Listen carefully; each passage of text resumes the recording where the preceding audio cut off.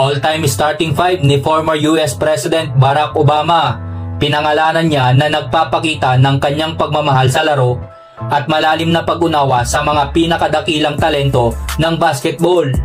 Sa lineup na ito, pinaghalo niya ang mga alamat ng nakaraan at mga modernong NBA players ngayon at bumuo ng isang team na sa tingin niya ay kayang talunin ang kahit na anong team. Narito ang breakdown ng Ultimate Team ni Barack Obama, mga chong. Sa pagpasok ng modernong 3-point era, pinili ni Obama si Stephen Curry na itinuturing na pinakamagaling na shooter sa kasaysayan ng basketball. Sa pagdagdag kay Curry, siniguro ni Obama na kaya ng kanyang team na dominahin mula sa 3-point line. Ang kakayahan ni Curry na pahirapan ang mga depensa at magbigay ng espasyo sa kanyang mga kakampi ay game-changing para sa lineup na ito. Gusto daw niya ng kaunting shooting at konting flair, at siya ang itinuturing ng marami na greatest shooter of all time.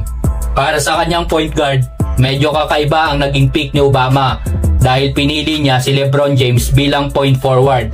Kilala si LeBron sa kanyang versatility, mataas na basketball IQ at playmaking ability.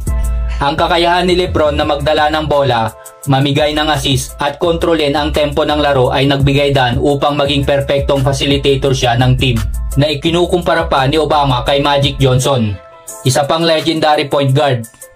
Ayon din kay Obama, madalas dalhin ni LeBron ang bola at namimigay ng pasa at ginagawa niya ito kamakailan lang sa Olympics, at ito'y magandang kapareho ng ginagawa ni Magic Johnson.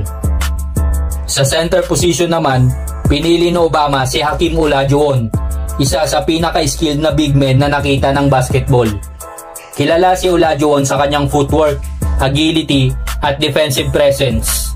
Ang kanyang kakayahang mag-angkla sa depensa habang nagbibigay ng elite scoring sa poste ay mahalaga sa team na ito, na sa tingin niya ay mahusay ang laro kahit sa panahon ngayon. Siya ay isang kahanga-hangang atleta, isang angkor sa depensa. Ibibigay niya ang lahat ng kailangan mo mula sa center position. Sa shooting guard naman, since taga Chicago si Obama, si MJ, Michael Jordan. Hindi nakakagulat na hindi mawawala sa pick ni Obama si Michael Jordan, na itinuturing ng marami bilang pinakamahusay na malalaro ng basketball sa lahat ng panahon.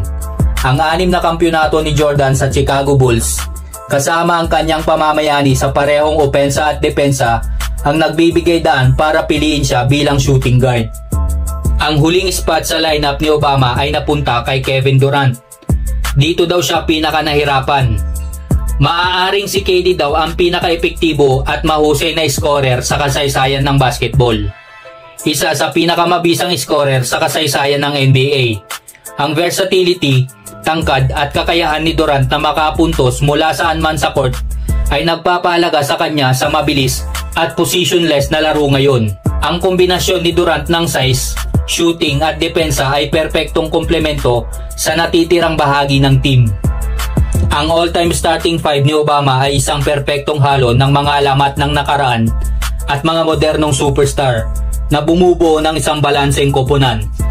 Sa pamumuno ni Michael Jordan, playmaking ni LeBron James, shooting ni Stephen Curry, depensa ni Hakeem Olajuwon at scoring ability ni Kevin Durant, ang team na ito ay magiging napakalakas laban sa anumang kalaban, at sa palagay ni Obama ay kayang talunin ng kanyang all-time starting five ang kahit na anong team.